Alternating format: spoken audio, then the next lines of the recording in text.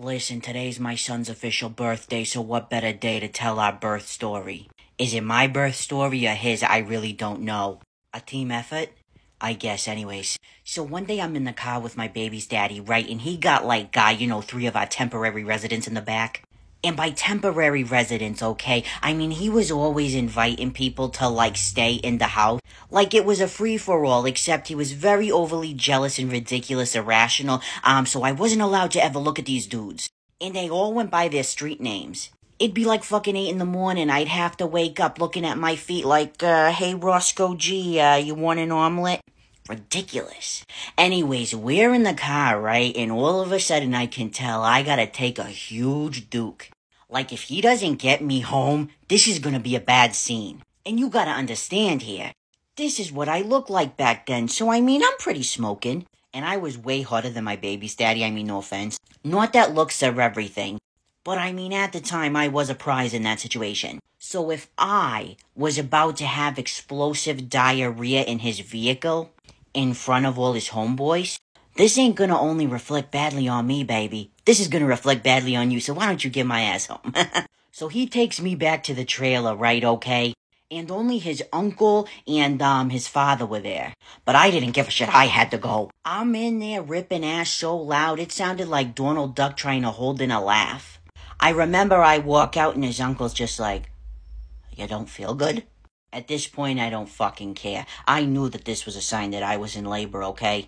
Anyways, I had an appointment later on, conveniently, with my OB. And she hooks me up to one of them monitor things. She's like, you're having contractions. I'm like, I think you're mistaken. See, I was only 7 or 8 months pregnant. I believe I was 34 weeks and some change, or 35 weeks. I'm like, I ain't having this baby yet.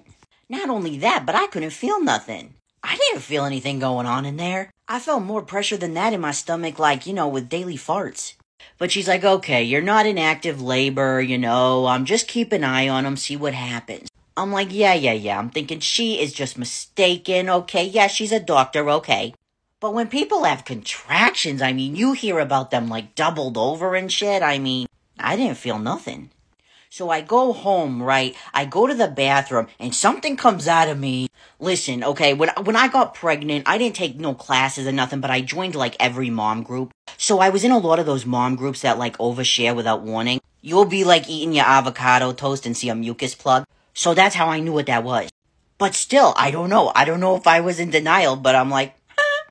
So then later that night, right, I'm sitting on the couch eating Reese's Pieces and watching Duck Dynasty.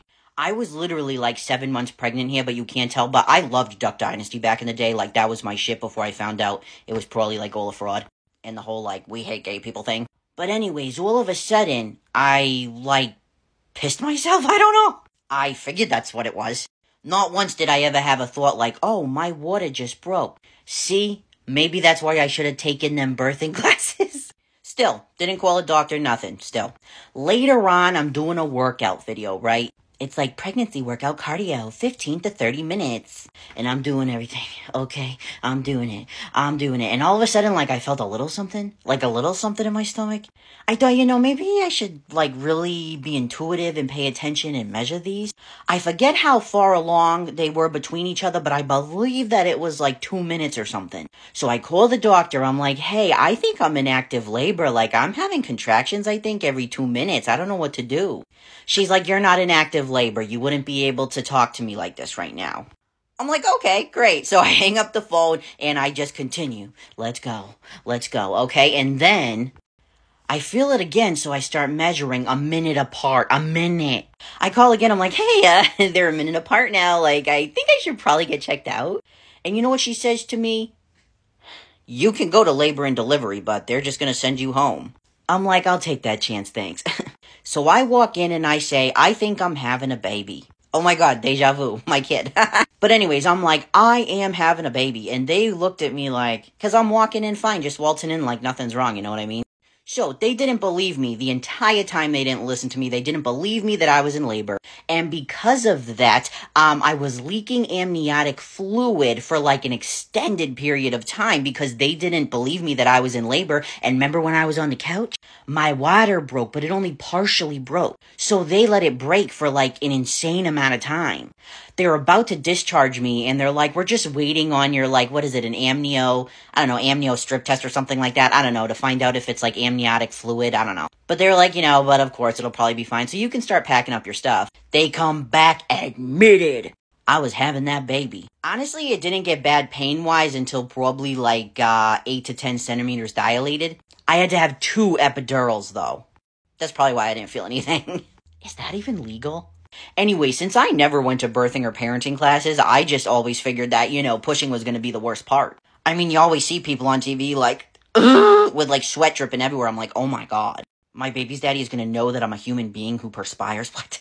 Oh no, he wasn't just going to know that. Him and his family and my family were also going to watch me take a giant shit on the table. And at that point, I didn't care because I was pushing out a life. I didn't give a shit what him or his homeboys or whoever thought about it. They ain't going to push out a damn baby. When they can, then they can tack. The whole time, by the way, I was watching Ella Enchanted. It's just what was on TV. Actually, what really was on TV is this woman.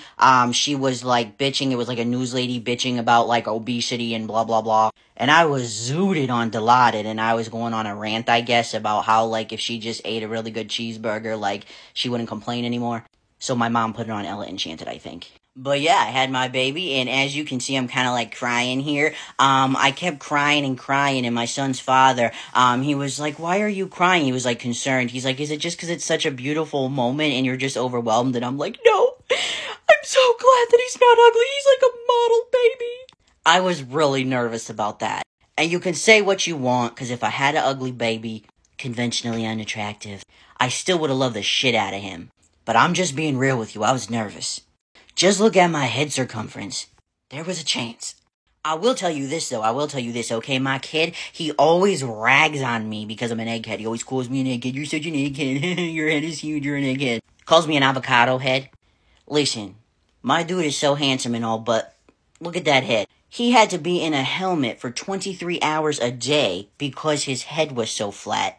So I always tell him, boy, you are lucky. You are lucky that I made you put in that time and dedication, because you would be just like this. But still so handsome. But yeah, that's my birth story. So, happy birthday to my kid.